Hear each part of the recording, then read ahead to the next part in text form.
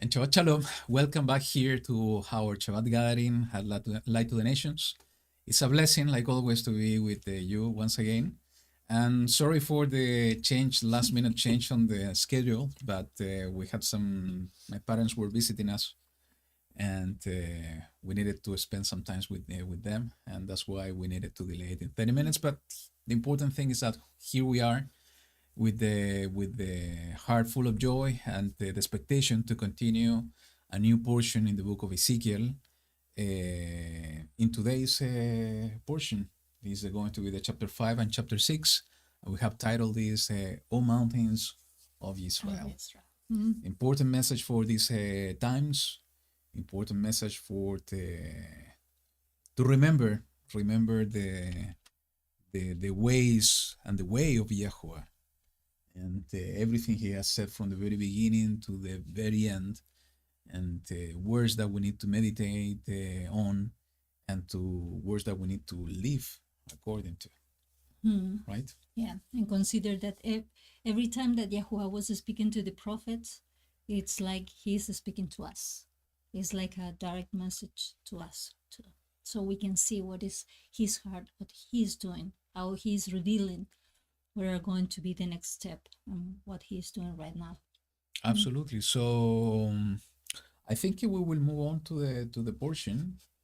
Sorry, because when you started, I thought that you were going to say "Welcome to Late for the Nation," something like that, because we were late. So I'm sorry for that. Instead of light. Yeah, maybe there should be the right way to open it. So anyways, thank you so much for joining us. I see many of you here connected. Yeah. I see Jimmy and Maria Isabel. We were missing you. It's just a blessed to see you here with us. And I saw a comment that we need to pray for Shannon, that she's out of without the internet for a while. So praying for the restoration of the connectivity.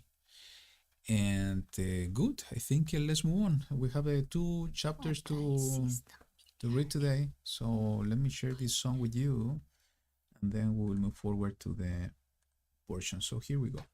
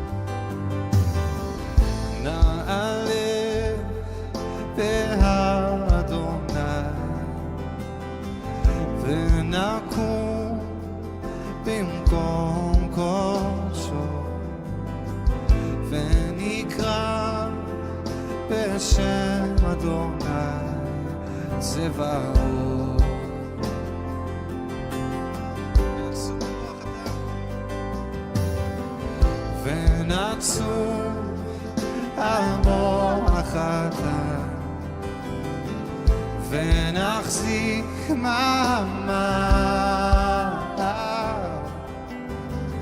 ונקמע את כל אדוני קורא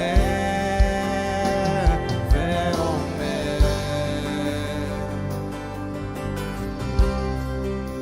זהו דור דורשיו מבקשי פניי שרים כל הכבוד, כל הכבוד זהו דור דורשיי מבקשי פניי שרים כל הכבוד, כל הכבוד, כל הכבוד, כל הכבוד, כל הכבוד, כל הכבוד, כל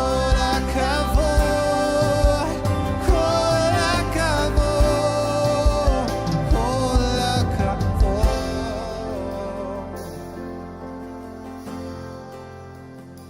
כל הכבוד לך על מה שעשית, על מה שאתה עושה, על מה שעוד תעשה. אבא, אבא טוב, אבא טוב, כי הפרוכת נקראה ואנחנו מתקרבים לתוך הקודש, קודש הקודשים. הפרוכת נקראה ואנחנו מתקרבים לתוך הקודש, קודש הקודשים. הפרוכת נקראה ואנחנו מתקרבים לתוך הקודש. אבל מאמינים שהפרוכת נקראה ואנחנו מתקרבים לתוך הקודש, קודש הקודשים. כל הכבוד, כל הכבוד, כל הכבוד, כל הכבוד, כל הכבוד, כל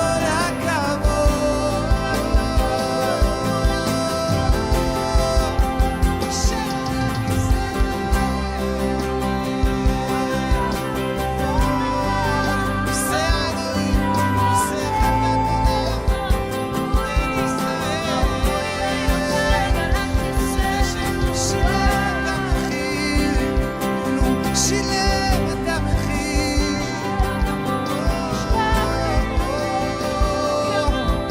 אז נדרוש אותך, אנחנו דור דורשיו, אנחנו דור דורשיו, מבקשי פניו שרים כל הכבוד, כל הכבוד. אנחנו דור דורשיו, מבקשי פניו שרים כל הכבוד.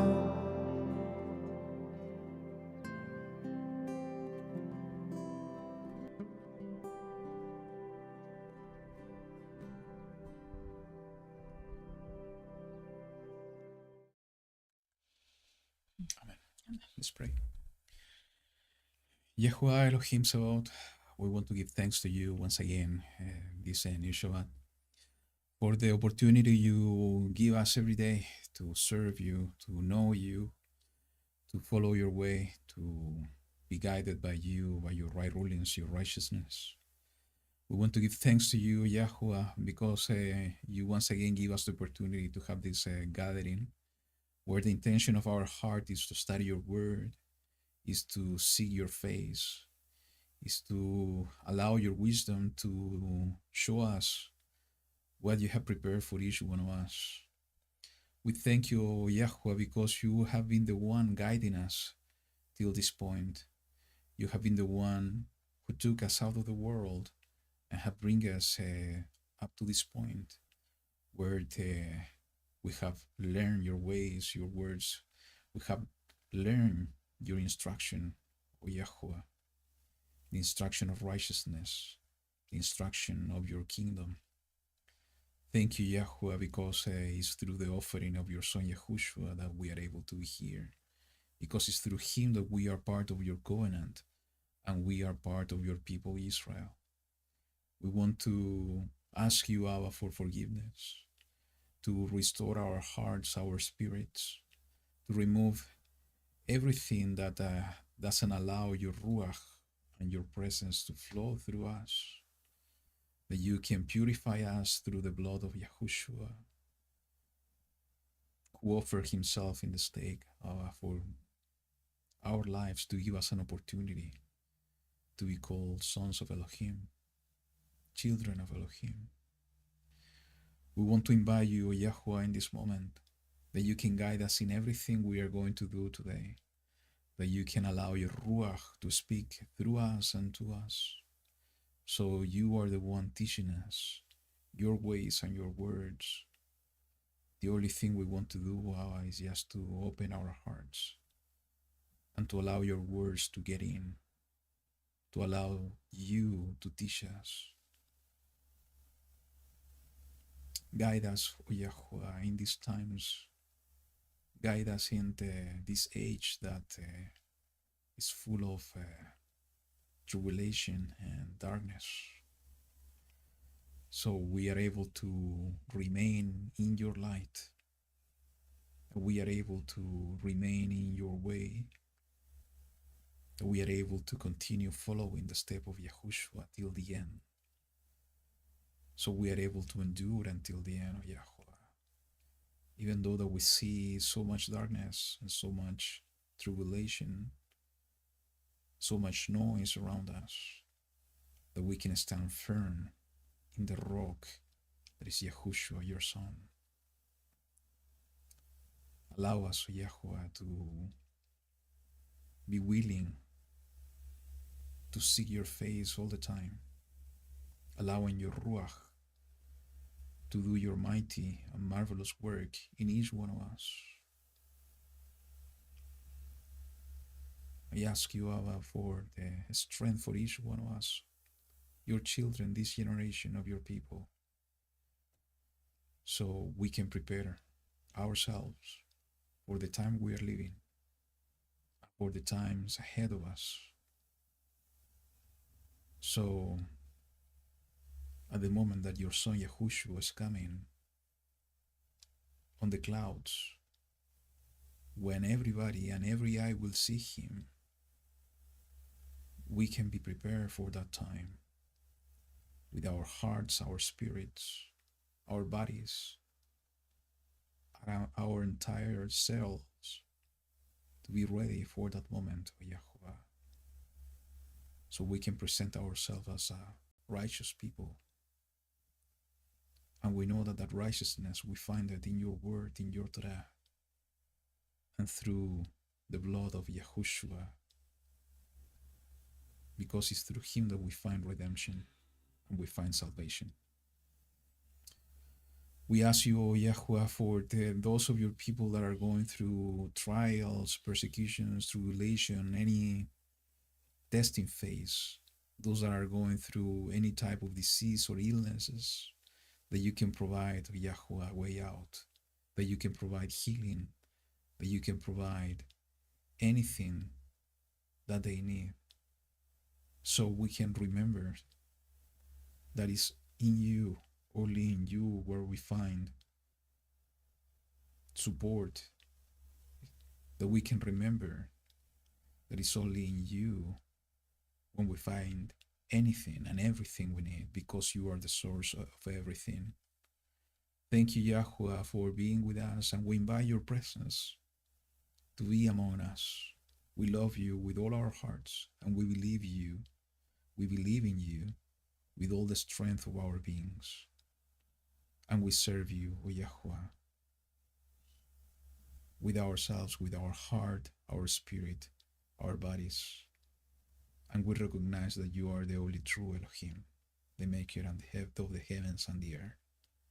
Thank you, YaHuWaH, for listening to our voices, for being our Father, for being our Elohim. And we want to pray to you in this moment, lifting up our voices in worship and praises to you. And we do it in the mighty name of your Son, Yahushua, your Messiah, our King and Savior. Amen. Amen. Okay, so let me go to the book of Ezekiel, chapter 5. Let me put this here. And okay. So, as I said, is chapter 5 and chapter 6. So let me begin. And it says the following. And you, son of man, take a sharp sword, take it as a barber's razor, and you shall pass it over your head and your beard, and you shall take scales to weigh and divide the hair. Burn with fire 1/3 in the midst of the city, when the days of the siege are completed. And you shall take 1/3 and strike around it with the sword, and scatter 1/3 in the wind. And I shall draw out a sword after them. And you shall take a few hairs from there and bind them in the edge of your garment. And take again some of them and throw them into the midst of the fire, and burn them in the fire. From it fire shall spread unto all the house of Israel. Thus said the Master YaHuWaH, this is Jerusalem, which I have set in the midst of the nations, with the other lands all around her. But she rebelled against my rulings, doing wrong more than the nations, and my laws more than the lands all around her. For they have rejected my right rulings, and they have not walked in my laws. Therefore, thus said the Master YaHuWaH, because you have rebelled more than the nations all around you, I have not walked in my laws, nor done my right rulings, nor even done according to the right rulings of the nations all around you. Therefore, thus said the Master YaHuWaH, look, I myself am against you, and shall execute judgments in your midst before the eyes of the nations. And I shall do among you what I have never done, and the like of which I never do again, because of all your abominations. Therefore, fathers are going to eat their sons in your midst, and sons eat their fathers. And I shall execute judgments among you and scatter all your remnant to all the winds.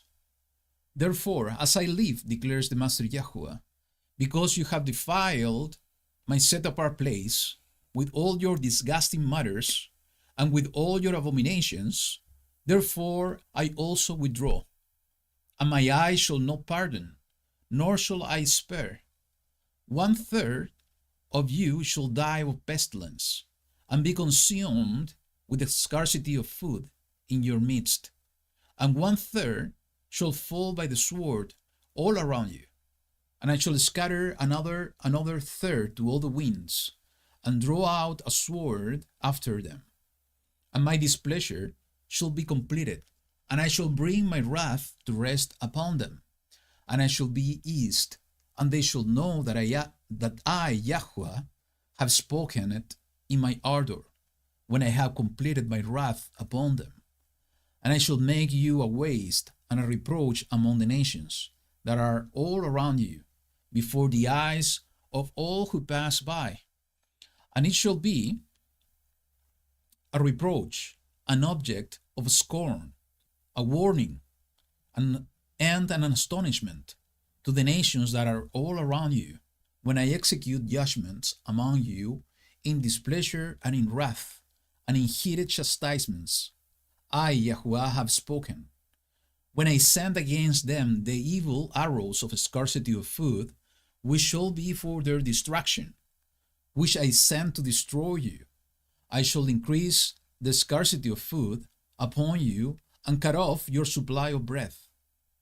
And I shall send against you scarcity of food and evil beasts, and they shall bereave you, and pestilence and blood shall pass through you, while I bring the sword against you. I, YaHuWaH, have spoken. Not an easy passage. No. And I think the next chapter is not easy either. Yeah. So I think, so far, we have seen that the job of a prophet is not an easy job. Because we've seen the words given to Yeshayahu, the words given to Yirmeyahu. We saw somehow also part of the words to Shmuel, and when we see the life of Shmuel, it wasn't an easy life either, especially when he needed to anoint another sovereign, another king, and the persecution somehow he faced from Shaul.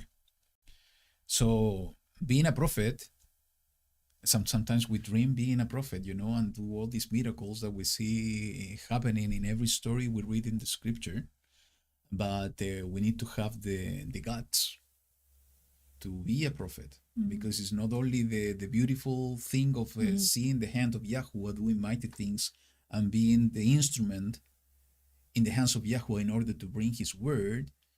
It comes also with all the liabilities and all the responsibilities that the people around you are going to do. And you have to transfer the same message with integrity to the rest of the people.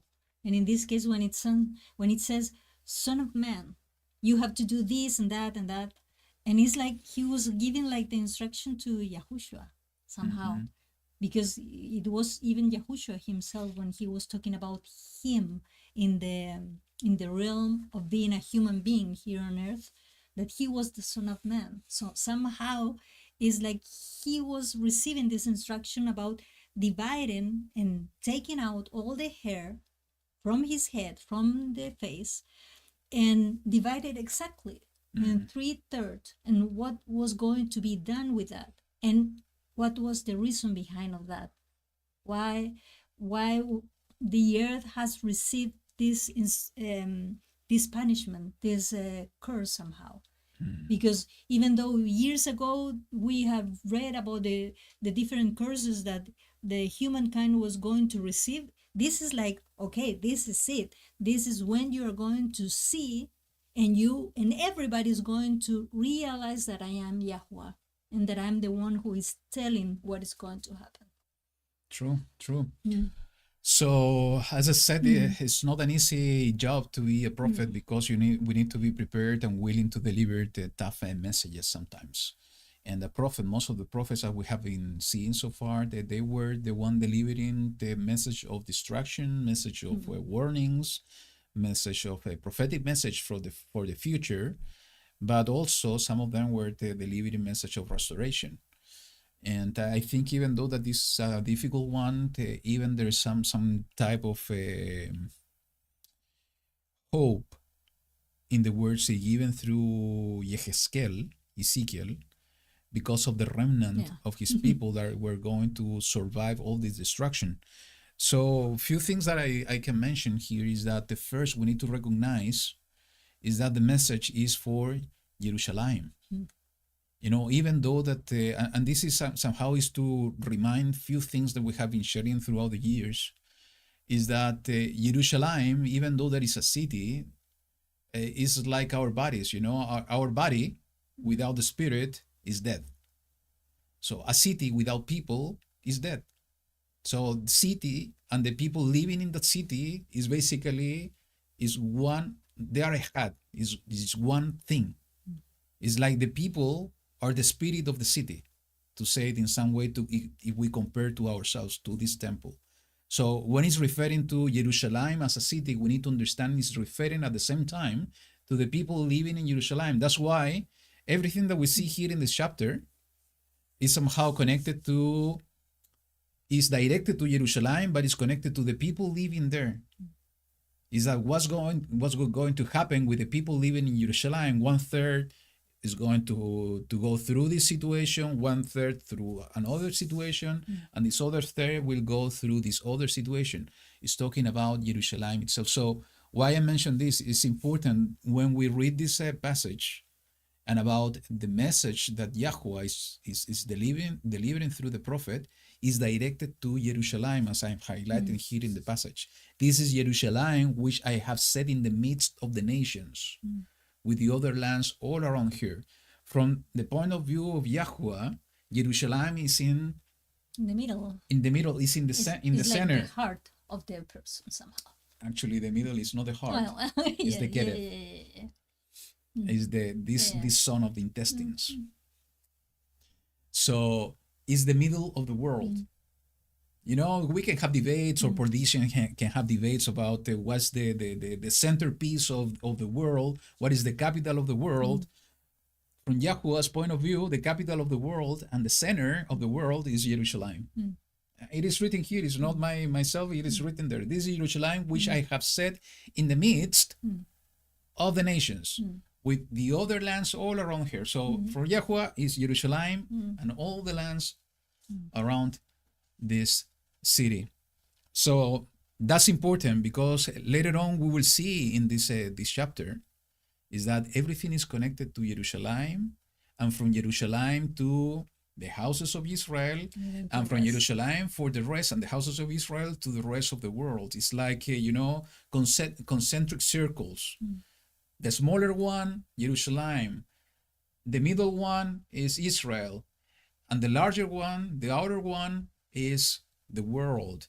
And it's important we see it like that, because in that way we are going to understand what's the plan of salvation of YaHuWaH, what's the plan of restoration, how YaHuWaH will put everything back in order, how he's putting in order the entire house of what he has created. He needs to go step by step. In order to bring order to the outer circle, he needs to bring order first to the inner one. It's like, and this is interesting. It's like when they built the tabernacle, they needed to put everything from the outside to the inside. Now YaHuWaH, what he's doing is to restoring everything from the inside out. From the Holy of Holies, from the Kodesh HaKodeshim, to the Kodesh place, to the courtyard, and then to the world. And it's important we look at it in that way, because it's going to be much easier for us to understand the rest of the prophecies, the rest of the message of the prophets, and also to understand what's going on in our days. So having said that, what he's delivering through Ezekiel is not new. We see difficult things about the punishment. Why he's bringing all these things against Jerusalem is written here in the verse 6. Because Jerusalem rebelled against the Mishpatim. Jerusalem did wrong more than any nation, because Jerusalem rebelled against the Hukim more than the lands all around here. And it said that their behavior is not even done according to the right ruling of the nations. So not even some nations, they have good right rulings, but even they don't respect that. So they're even worse. So if we want to put it one word, is disobedience. Jerusalem did everything against the words of YaHuWaH. And we study all the story of the kings of the house of Yehuda and the house of Israel when we study the book of Kings, and we saw how Jerusalem became the capital of the house of Yehuda in one moment.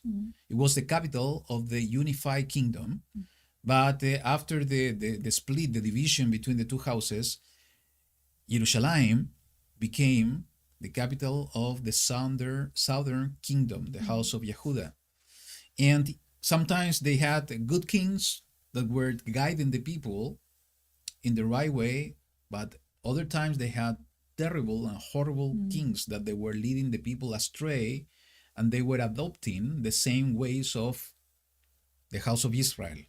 And we will see when we continue this book in the chapter 16 and the chapter 23, it goes to describe even in great details what happened and how Jerusalem became even more wrong That even than Shomeron and the house of Israel. And this is so important. So everything that YaHuWaH said that he was going to do against Jerusalem because of the rivalry, because of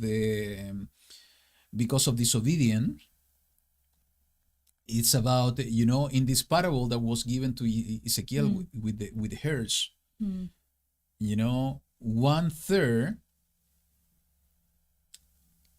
it's going to be struck with the sword. The other third is going to go into the wind, and the other third is going to be in the fire.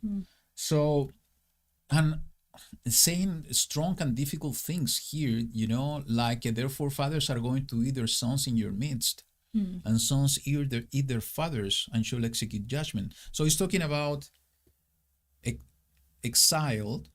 They were going to be exiled. They were going to die by the sword. They were going to die by fire. They were going to have a scarcity of food. And because of the scarcity of food, these type of things were going to happen. And even though that they were going to be exiled, that the sword was going to persecute them into the nations that they were going to be exiled. But you can see that there is one sword that is being handled by Ezekiel. And that sword, what it's doing is removing the hair that is from the head and also from the beard, and is working with this. And also is the sword of YaHuWaH, that he is going to also strike with that sword, the one that he is having, and then is going to attack somehow, or is going to be targeted to the hairs that are going to be loose into the wind. So somehow it's going to be YaHuWaH also like persecuting, but it's something is persecuting. If you can see later, we are going to see that these here are representing people. So is when the people are being detached from the head, from the face.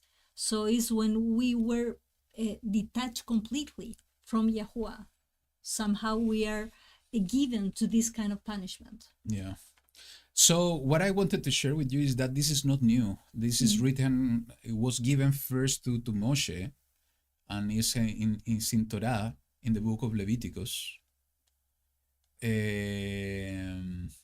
chapter 26. And YaHuWaH already mentioned from the very beginning, from Sinai, what was going to happen in case of disobedience. And I want to read it because it will resonate with you, the words that YaHuWaH gave to Ezekiel. And what I want to, why I mentioned this, because again, YaHuWaH is not bringing anything new here that the people didn't know. He's reminding them about the same words he delivered together with Torah, about the blessings and the curses. So, and this is important because it gives us first a reminder that YaHuWaH doesn't change. What he said is what he will do. So who changed is us. Who forget is us. YaHuWaH doesn't forget. He remembered everything he has said. He has established a truth, and he will continue with the truth and that instruction till the end. So the ones that we need to remember is us, about what are the words of YaHuWaH. Is the same words that he delivered through the prophets, is the same words that he delivered through his son Yahushua, that by the way, he went exactly through the same job description of the prophets, and he delivered the message till the end, even and up to death, and later on resurrection. So, and he is sending the prophets and sending reminders of his words for our own benefit, for us to go back to the very beginning and to remember what he has said in order not to fall into the same mistakes from the previous generation. So it says in the chapter 26 of the book of Leviticus, I'm going to read from verse 14 onward, and it says, But if you do not obey me, again, everything regarding to obedience or disobedience. In this case, if you disobey me and do not do all these commands, and if you reject my laws, or if you're being lawless, my right rulings, so that you do not do all my commands but break my covenant, I also do this to you, and I shall appoint sudden alarm over you, wasting disease and inflammation, destroying the eyes and consuming the life.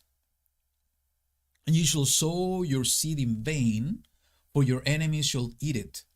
And I shall set my face against you, and you shall be smitten before your enemies. And those who hate you shall rule over you, and you shall flee when no one pursues you. And after all this, if you do not obey me, then I shall punish you 7 times more for your sins. And I shall break the pride of your power, and shall make your heavens like iron, and your earth like bronze.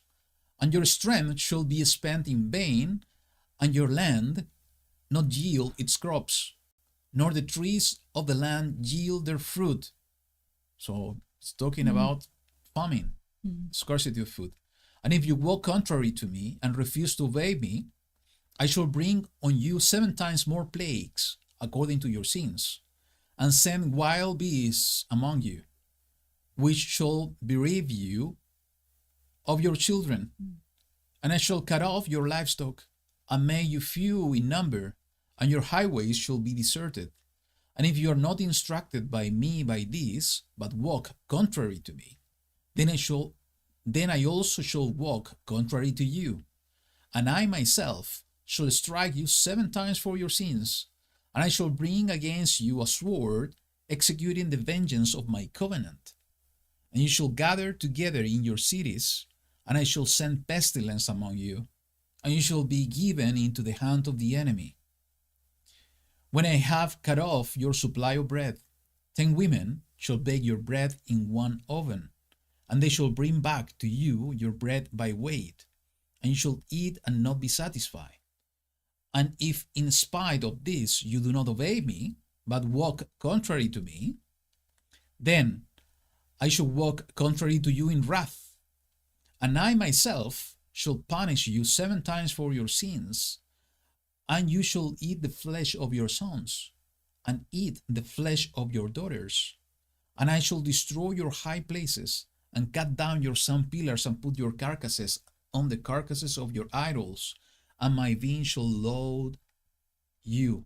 And I shall turn your cities into ruins, and lay your set apart places waste, and not smell your sweet fragrances. And I shall lay the land waste, and your enemies who dwell in it shall be astonished at it. And I shall scatter you among the nations, and draw out a sword after you. And your land shall be deserted, and your cities ruins. And the land enjoys its Shabbats as long as it lies waste, and you are in your enemy's land. Then the land would rest and enjoy its Shabbat. So, it's almost word by word what about the animals, the wild beasts, about the famine, about the sword. Yes. Being scattered. It's almost word by word what Ezekiel received to deliver to the house of Israel, to Jerusalem, and to the people of Jerusalem, of what is happened and was a decree from YaHuWaH as part of the covenant. It's interesting that it's mentioned that he will bring the sword of the covenant. And because of they have broken the covenant. From YaHuWaH point of view, the covenant is so important. That's why he opened the door by sending Yahushua. Is the door of the covenant. Is the opportunity for us to be part of that covenant. And if, words matters. If we decided to be part of that covenant and we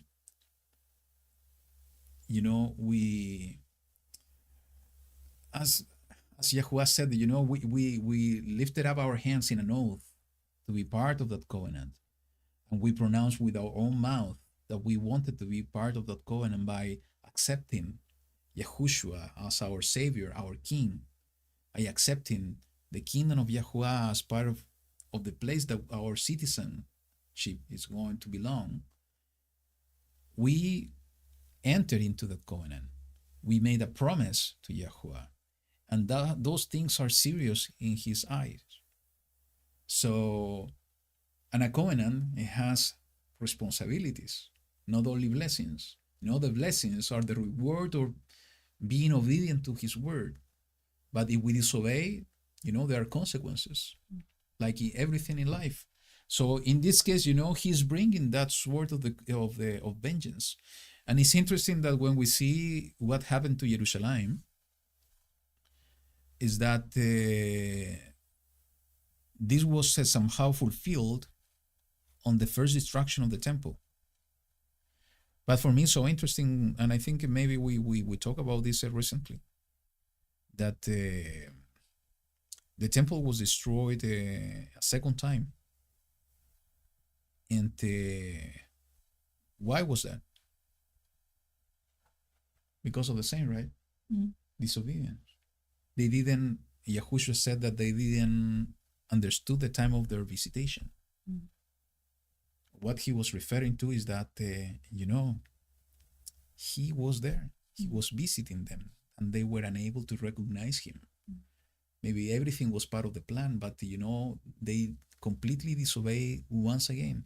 It was a complete chaos during that period of time. How they were living Torah at that time. It was just practices that were not good at before the eyes of YaHuWaH. In the words of Mashiach, you are only traditions. You are nullifying the commandment of YaHuWaH because of keeping your own commandments and traditions. And today is the same. And that's the point. I wanted to go there.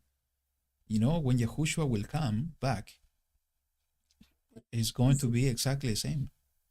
It's going to be exactly the same confusion. The same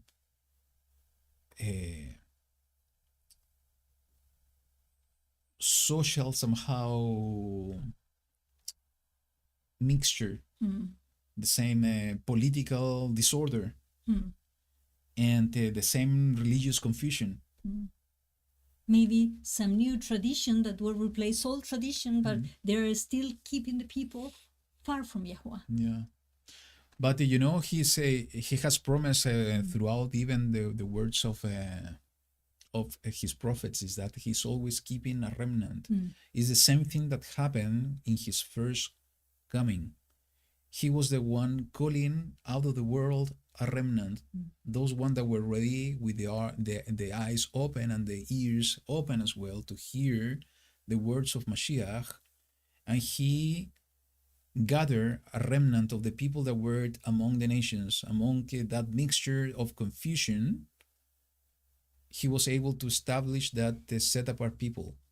And what is going to happen in this time is going to be the same. And that's the opportunity he gave us from that time onward to be part of that set apart people, part of the remnant that are going to keep the commandments of Elohim, as it is written in the book of Revelation, and the testimony, the witness of Yahushua HaMashiach in our hearts. So, as Shlomo said, there's nothing new under the sun. Everything that's happening today is what happened in the past, and we see in just remembering what happened with Jerusalem, that being fulfilled.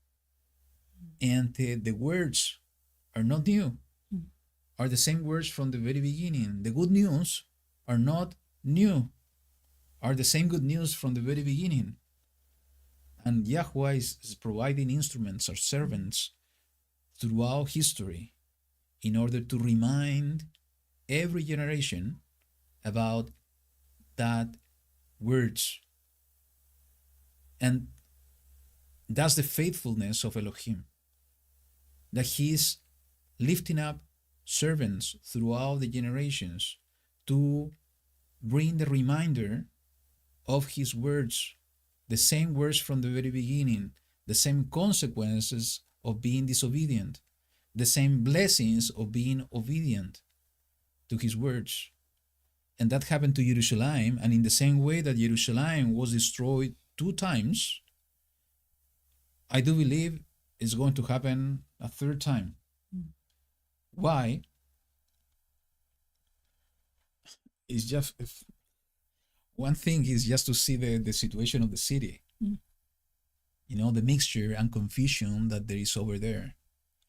Everything that is coming from there. Everything that is coming from there.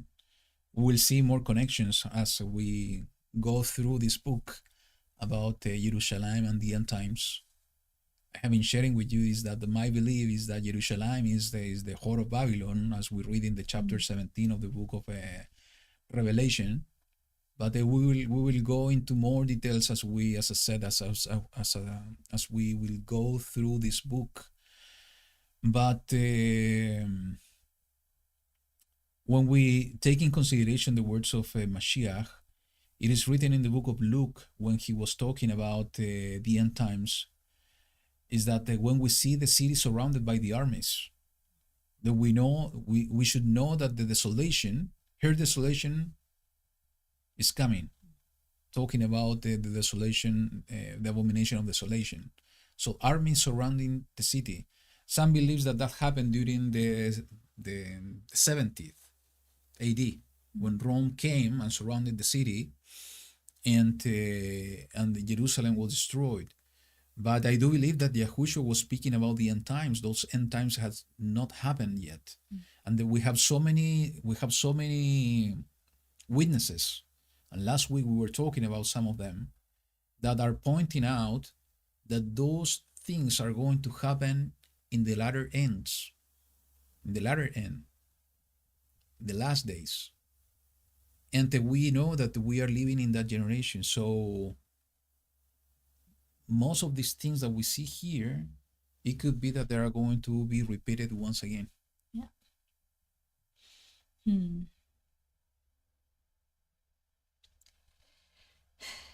Something to add?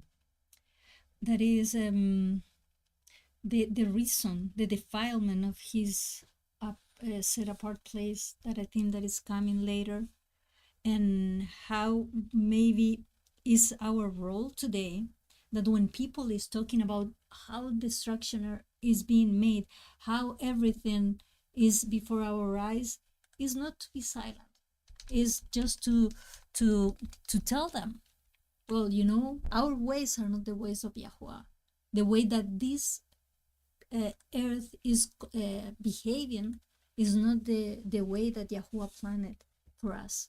So I think that is our mission, to tell them and to show them where is written, where everything is described, because is what we are seeing right now. Everything is happening right now.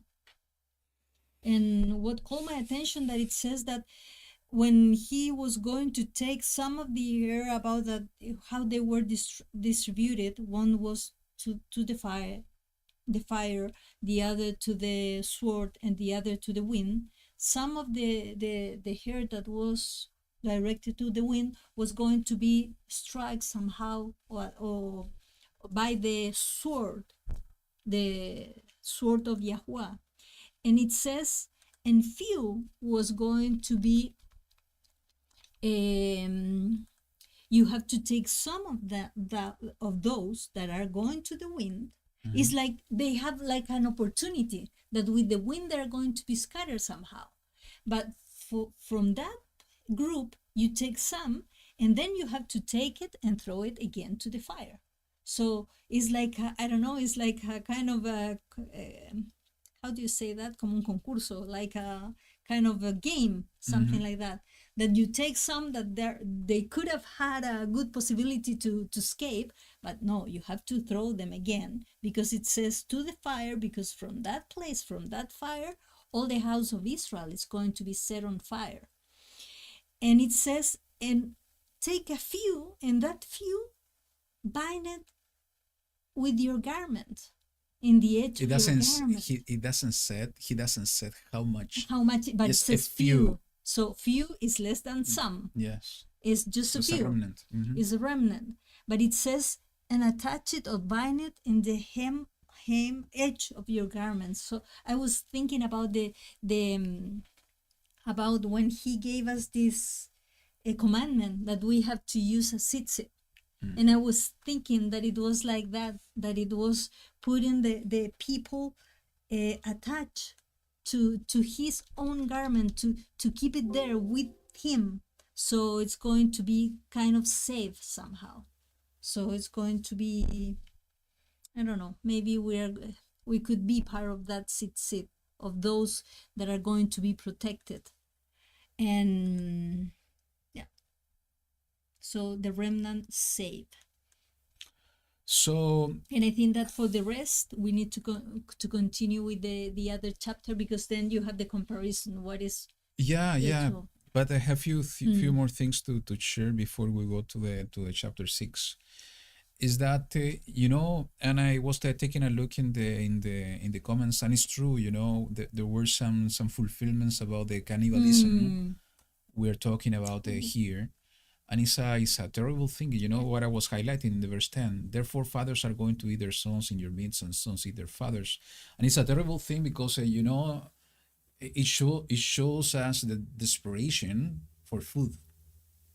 That was part of, most probably of not able to get the food to eat, that they go to that point in order to eat themselves. Now, why I'm bringing this point now? Because even though that there's nothing new under the sun, and these things can be fulfilled once again, not necessarily those are going to be fulfilled exactly in the same way as in the past. Maybe the fulfillment is going to be different. And let me share what's my view on this. And I think YaHuWaH is giving us the answer. But before sharing, we need to understand a concept that YaHuWaH himself was bringing it. When YaHuWaH was reminding during his message in at the hill, in the blessings, we see in the chapter 5 onward of the book of Matthew. In one month he said about killing somebody. And he said, you have heard that we should not kill somebody. And he was saying that even though when you are telling your brother that is a fool, you are killing him. Yeah, somehow he put in the same level. Why he said this, basically, he was showing the spiritual aspects of Torah. Because, and this is very, very easy to understand, because what is the emotion that is pushing you to kill somebody? It's anger. Exactly. It's anger. What is the emotion that is pushing you to treat somebody in the word or tell him names? To tell a person that is a fool is the same thing. It's the same. It's anger. Maybe it's not in the full capacity. Yes. But it's the start. Yes.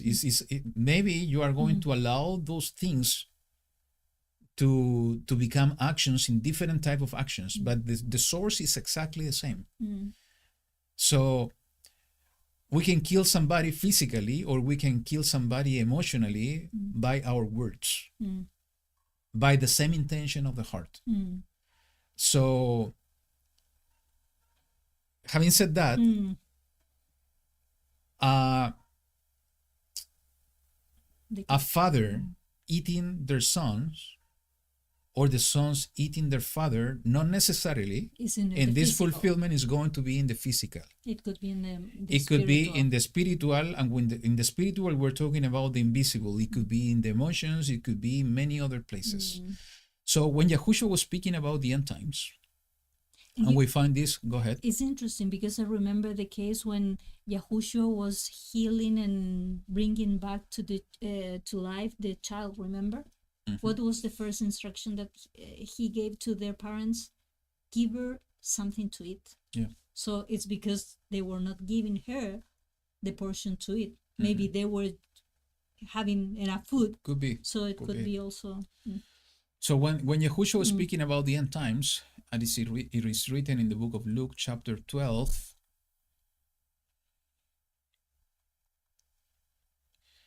if we go down, we are going to read from verse 51 on what it says. Do you think that I came to give peace on earth? I say to you, no, but rather division. For from now on 5 in one house shall be divided, 3 against 2, and 2 against 3. Father shall be divided against son, and son against father, mother against daughter, and daughter against mother, mother-in-law against her mother-in-law, and daughter-in-law against her mother-in-law. There is another place in the scripture saying that, those living under the same roof, dwelling with you under the same house, are going to be the one persecuting you. So it could be that maybe the fulfillment, or the new fulfillment of the cannibalism that we see here that happened in the past, somehow it is written in that way, is not going to be physical, it's going to be persecution.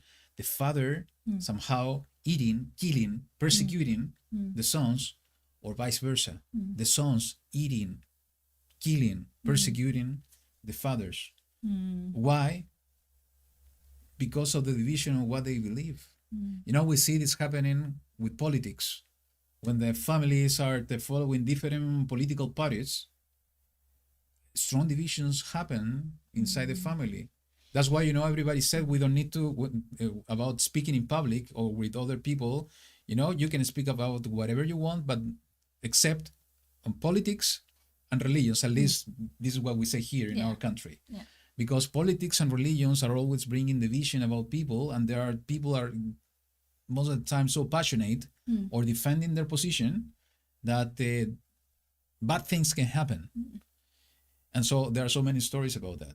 What's going to happen at the end? And I think we are seeing this happening in our generation in the last 5 years. There is a polarization and division of people in different angles and different levels, but that they are going so much to the extremes that there is a strong division that sometimes this bringing the really bad actions. What the YaHuWaH is saying is that this is going to become even worse at the end. Persecution will happen. If you remember what happened on 2020, 2021 with all the lockdowns and all these crazy things, even neighbors, we hear some news, were becoming witness are accusing their neighbors of not complying with what was requested back then and denouncing their neighbors. So a strong persecution because of defending their position about certain things. It could be that maybe this is exactly what YaHuWaH is referring to. And I was also thinking about what is happening, and I think that I told you that maybe it could also be because we know how things are being made right now, and in all these kind of companies, cosmetics and everything, and there are people who are receiving blood transfusion just to be young for much a prolonged time. And what they are doing, they are using all these babies that were aborted. So there is a very dark business behind all that abortion thing, and because they are making some products, beauty stuff and all that if people are just buying that kind of stuff and using them, they are also participating in that. Even maybe it's not their own direct sons, but if we are talking about generations, it's the babies. They are eating and they are receiving things that are coming from the babies, and it's just because of some greedy I don't know, just a couple of years, just not to look older, just to avoid something that is the perfect way of how YaHuWaH created us. And instead of accepted our reality, we are trying to bend some kind of moral barriers. So I think that it could be somehow. And also in the other side, when it's talking about the eating, the children eat it from their fathers, there are some cases that are very bad. Maybe it's not so common, I don't know. But when there are children that are like taking all the everything from their fathers, and they don't respect them, and they just taking even their economy, the savings and things like that, and they're not respecting that, they're tricking them somehow. and they are taking advantage of that. So also things like that, that maybe is from the practical point of view. Yeah. Another reference about the type of punishment, the sword, the pestilence, is what YaHuWaH was talking and mentioning about the end times. He said in the verse 24, in the chapter 24 of the book of Matthew, for nation shall rise against nation and reign against reign, and there shall be a scarcity of food, deadly diseases, and earthquakes. So, and when we read the book of Revelation, we see exactly the same type of things happening. You know, is the type of punishment he's bringing among the people because of disobedience. Yeah. So again, is one way also to see how the words of Ezekiel, even though that they were fulfilled on his time with Jerusalem, when Jerusalem was destroyed by Nebuchadnezzar, this is also applicable when we see the prophecy of the end times for the last days. And the last thing that I found interesting, that I think is worth mentioning,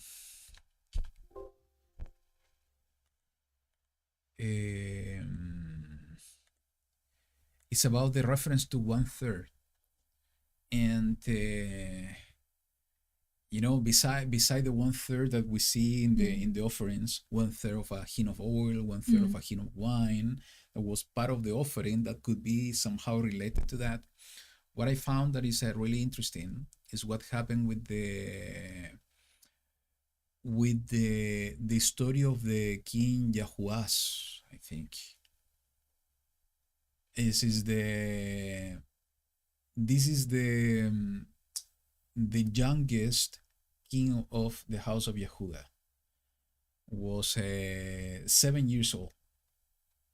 Okay, and if you remember when Atalyahu was the one doing a coup and killing all the seed of the sovereign, that was his own son. He was killing his family, her family. This small baby that was 1 year old was hidden in the temple. So the grandmother doesn't found him. Yes.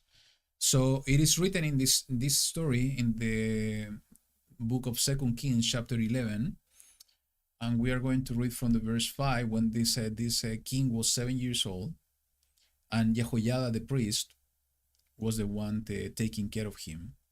Here we see. And he remained with her in hiding in the house of Yahweh in the verse 3 for 6 years, while Athaliah was reigning over the land. And he's saying in the verse 4, and in the 7th year Jehoiada sent and brought the commanders of hundreds with the Carites and the runners, and brought them into the house of YaHuWaH to him. And he made a covenant with them and took an oath from them in the house of YaHuWaH, and showed them the son of the sovereign. And he commanded them, saying, this is what you are to do. 1/3 of you who come in on the Shabbat to be on guard in the sovereign's house. 1/3 at the gate of Sur, and 1/3 at the gate behind the runners. And you shall be on guard in the house, lest it be broken down. And the 2 detachments of you who are going out on the Shabbat shall be on guard in the house of YaHuWaH for the sovereign. And you shall surround the sovereign on all sides, every man with his weapons in his hand, and whoever comes within the ranks, let him be put to death, and be with the sovereign as he goes out and as he comes in. Why I found it really interesting, because again it's talking about the 3 groups of 1/3 of people, the commanders, and also when we read the book of Chronicles, it's talking about these were the Levites that were serving in the temple. And again, the connection with Jerusalem, 3/3 groups of people that were related to Jerusalem, but in this particular case were the one in charge for the protection of the king. So are people of relevance, people that are being assigned to a specific task, connected to the king, connected to the temple, divided in 3/3, 1/3, 1/3, and 1/3. And it's exactly the same thing we see in Ezekiel. It's like taking that hedge of protection somehow, those people that were assigned as a hedge of protection in the city, and removing all of them. meaning that there's no more protection Mm. in the city. And there are so many other references about the third. When we go to the book of Revelation, a third of the mankind that is going to be killed by this pestilence, a third of mankind, or the third of the trees are going to be burned with fire. A third of the fishes of the sea are going to die because of this and this. So I think there's something so relevant to maybe deserve more time on digging in about what's the meaning of the third. But in this case, I think it's interesting to see that the connection about this hedge of protection assigning the city of Jerusalem. Okay, let's move on. And Ezekiel chapter 6. Yeah, but in the 5 that it says that it says before what you were reading about the this one, I don't know what he's talking about. Yeah, but it's a kind of a sort of wow. And I shall do among you what I have never done, and the like of which I never do again, because of all your abomination. And he's saving that. He's saving that even there as a surprise. I'm going to do something that you have never imagined. So it's not an earthquake. It's not what we are used to see. It's going to be something even more terrible. And I don't know if this already happened in the last two fulfillment of the prophecy. Yeah. Or if it's reserved for the last one. Time. Yeah. For the end times. Yeah. Because it says like this is going to be something that I have never done. Yeah. Yeah. Okay, now we can move to the other one. And then it says, and the word of YaHuWaH came to me, saying, Son of man, set your face toward the mountains of Israel and prophesy against them. And you shall say, O mountains of Israel, hear the words of the Master YaHuWaH. Thus said the Master YaHuWaH to the mountains, to the hills, to the ravines, and to the valleys. Look, I myself am bringing a sword against you, and I shall destroy your high places. So when he's talking about the mountains, the high places, the valleys in the opposite, it's like he was talking about some people of importance, maybe or I don't know, maybe kind of it could be also kind of organizations, something that has some importance, or the rest can see them. So, and your slaughter places shall be ruined, your sand pillars shall be broken in pieces, and I shall make your slain fall in front of your idols, and lay the corpses of the children of Israel in front of their idols, and scatter your bones all around your slaughter places. In all your dwelling places the city shall be destroyed, and the high places deserted, so that your slaughter places are broken and bear their punishment. And your idols shall be smashed and made to cease, and your sand pillars cut down, and your works blotted out. And the slain shall fall in your midst, and you shall know that I am YaHuWaH. But I shall leave a remnant. Now he's talking about the remnant. In that some of you shall escape the sword among the nation. So it was like he was doing with her, exactly the same. When you scatter throughout the lands. And those of you who escape shall remember me among the nations, where they have been taken captive, because I have been broken by their adulterous heart, which has turned away from me, and by their eyes, which whore after their idols. And they shall loathe themselves for the evils which they have done in all their abominations. So this is the reason. This is the reason.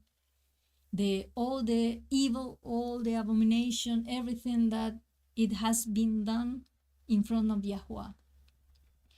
And they shall know that I am YaHuWaH, and not for naught have I spoken to do this evil to them. Thus said the Master YaHuWaH, strike with your hand and stamp your feet, and say, Alas, because of all the evil abominations of the house of Israel, who shall fall by sword, by scarcity of food, and by pestilence. He who is far off shall die by pestilence. He who is near fall by the sword, and he who is left over and is besieged die by scarcity of food. And I shall complete my wrath upon them. And you shall know that I am YaHuWaH, when their slain are among their idols, all around their slaughter places, on every hill, on all the mountains top, under every green tree, and under every thick oak, wherever they offer sweet incense to all their idols. And I shall stretch out my hand against them, and make the land a wasteland, even more waste than the wilderness toward Diblah. That is fig cake, or cake of figs, in all their dwelling places, and they shall know that I am YaHuWaH. And I think from the 9 toward the end is the process, how they are going to be conscious, because the first thing is a keyword: remember him. It's the parable of the prodigal son. When he was in the worst of his life, was the moment that he woke up and he saw where he was, what happened, and he remembered. Yeah. And then he realized what I have done. And then is the moment of doing teshuvah, of repenting. Only then. And if not, is the way of the pestilence, the sword, everything that is coming. And again, is the faithfulness of faithfulness of YaHuWaH, because it says, "I shall leave a remnant." Even though he's bringing this type of destruction, he's always keeping a group protected, being set apart. Sometimes it's a small group, but it's set apart. Is what happened with Abraham. Is what happened with Israel among all the nations. Is what happened with Lot among the sinners in the 2 cities. Is what happened with the prophets during the persecution of Jezebel.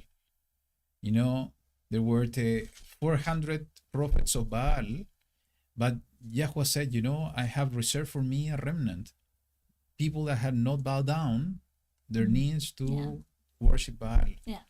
So he's always keeping a remnant that are going to be the faithful servants of his, that are going to bring the light among darkness.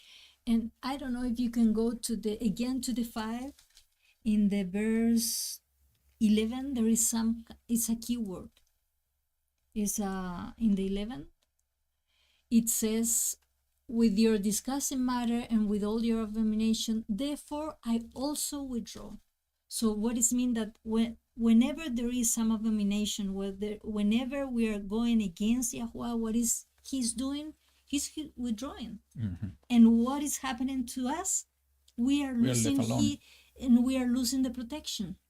And all the pestilence, all the sword, everything being scattered and by the wind, the evil animals, the beast, and everything that is going to be a meaning of death is coming because YaHuWaH is not with us anymore, because he has removed his protection.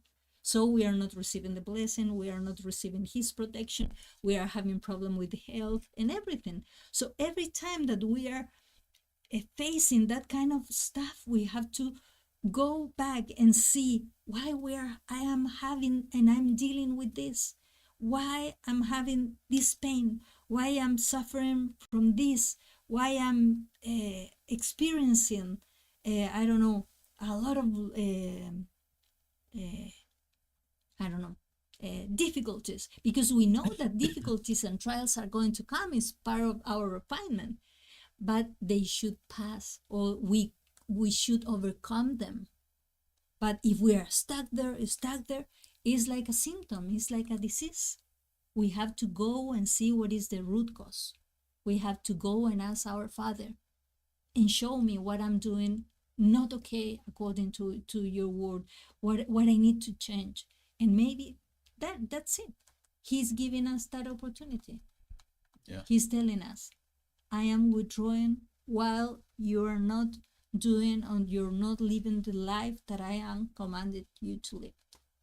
So it says in the chapter 12 of the book of Revelation, "And the dragon was enraged with the woman, and he went to fight with the remnant of her seed, those guarding the commands of Elohim and possessing the witness of Yahushua Messiah.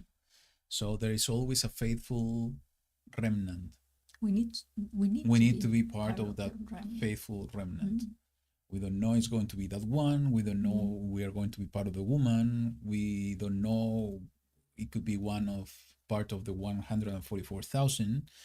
We will see, with time how everything will play out. The most important thing is that when we look to the past, according to the scriptures, what happened to the forefathers is that we need to pray at all times that we are going to be found worthy to stand before the land, meaning that we are a true and faithful servant, that we have been serving in the little, he will put us in the greater things. Yeah. So is the attitude of our heart, is what we are going to do, how we are going to serve YaHuWaH, is the attitude that we are going to listen to his words and to remember his words. And as I said at the beginning, those are not new words, are the same words because they are everlasting. Everlasting words. And everlasting mean everlasting, forever, are applicable no matter the generation, no matter the time we are living. They are totally applicable to all of us. So it's just a matter for us to remember those words, and after remembering is to act, is, as you said, to do teshuvah. Meaning teshuvah is to move into action, is to do things and to live and to act according to the same words. And that's the only way that we are going to be able to become righteous people. Yes, and I just want to clarify, just not to, if I didn't explain it in the correct way. We are going to face trials. We are going to face difficult times and things, but it's like Job. Is because we need to go and receive something that is going to be even something greater that is coming from our Father. But the difference is if we are experiencing those difficulties with knowing that we have him beside us and he's going to be there next to us to deliver us, and he's provided even in the midst of the trial, that shalom that is coming from him is something completely different than if we are having the same trial but with fear, with desperation, that we cannot see even anything because we are seeing everything black. That is the difference. We are going to suffer trials and difficult things, but it's going to be completely different experience if we have him next to us. Yeah. Even to death, because that was the promise of Yahushua, that he's going to be next to us even to the most difficult thing that he has to face, that was the death here in our bodies. So there is no doubt that the Jerusalem is going to be a central piece now in the last days. Yeah. It's no doubt that the same mistakes from the past are going to be the same mistakes today, and we see this happening in our days. About disobedience, by living according to our own desires or wisdom and not following or not living according to the desires of the heart of YaHuWaH and his wisdom. Destruction, persecution, those type of things, it's just a matter for us to have our eyes really open to see how these things are really happening in our days, how these things are going to continue happening, even worse things could come according to what we're reading. But as we have been sharing so far, is that we need to observe those things, not with fear, but understanding the times we are living, the seasons we are living. And as we were reading last week, is becoming those witnesses to warn people about the times we are living, to warn people about the words of YaHuWaH, that we have an opportunity to escape all those things, to be in the part of the blessings instead of being in the part of the curses. Is that to explain people, to be witness to the people about the words, the everlasting words of YaHuWaH, about how we find expectation of life when we find salvation, how we can be part of the remnant of the people, the remnant, that is going to be saved from the coming flood, It's not a flood of water, it's going to be a flood of fire, because that's the way that it's written. And we see again this story being repeated. He saved a remnant in the life of Noah and his family from the destruction of the world. He's going to save a remnant from the upcoming destruction. So that's the responsibility in our days. In the same way, that was a responsibility of Ezekiel of bringing these words to his generation, and to write those words down. Maybe this is something we need to begin doing, and we are not doing it enough. It's not only to speak the words, it's to write the words down, because it's going to remain for later generations. Good. Yeah. That's from my side. Do you have anything else? No, that we have to ask and request Abba's protection and behave accordingly, just that he can be near us and continue providing that kind of protection. He's going to be always there. Good. His faith. So I think the upcoming few chapters from Ezekiel are going to become even more interesting, especially when we come to the chapter 9. That's a so intriguing chapter, so connected to the end times, that I'm expecting to get to that point to see what the YaHuWaH is bringing. But it's so interesting that we decided, because he put this desire in our heart to do this cycle, because these words are becoming so relevant for the times we are living. When we were reading and studying Isaiah and Jeremiah, and now Ezekiel, with everything that's going on in the world, I think maybe it wasn't a coincidence. And that's why we are doing this, because somehow is, as we said, is reminding ourselves about the words, what happened in the past, the words for the future, and that future is, I think, is today.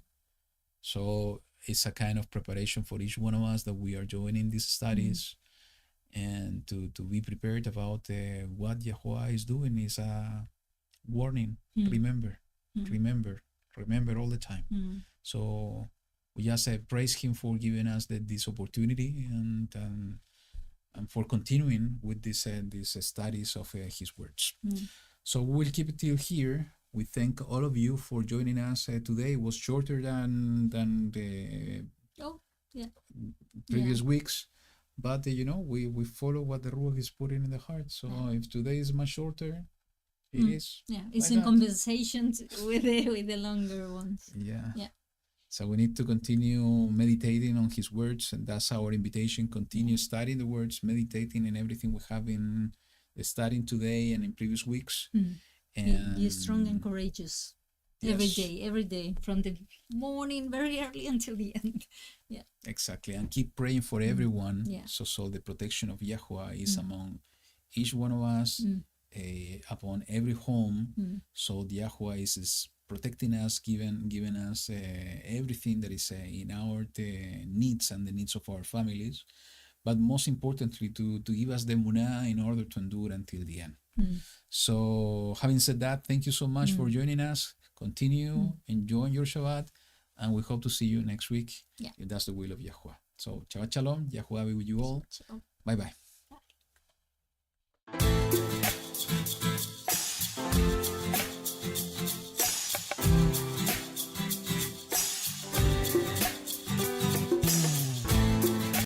Who is like him, the lion and the lamb, seated on the throne?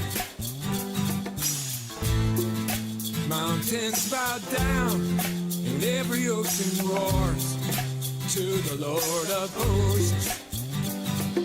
Praise Adonai, from the rising of the sun till the end of every day. Praise Adonai, all the nations of the earth, all the angels and the saints sing praise.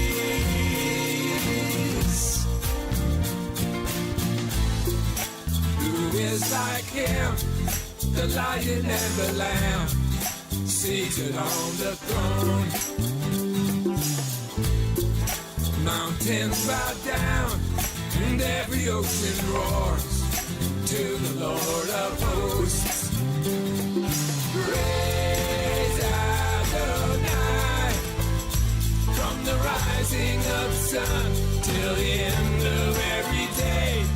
Praise Adonai, all the nations of the earth, all the angels and the saints sing praise. Sing praise.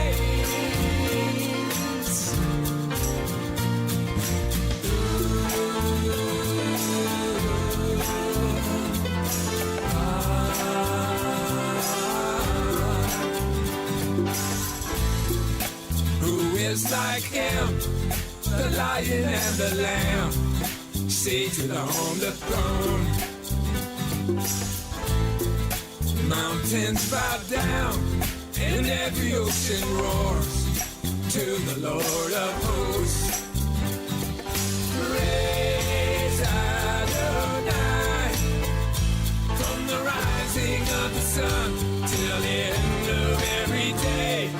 Praise Adonai, all the nations of the earth, all the angels and the saints sing praise Adonai, from the rising of the sun till the end of every day. Sing praise Adonai, all the nations of the earth, all the angels and the saints sing praise.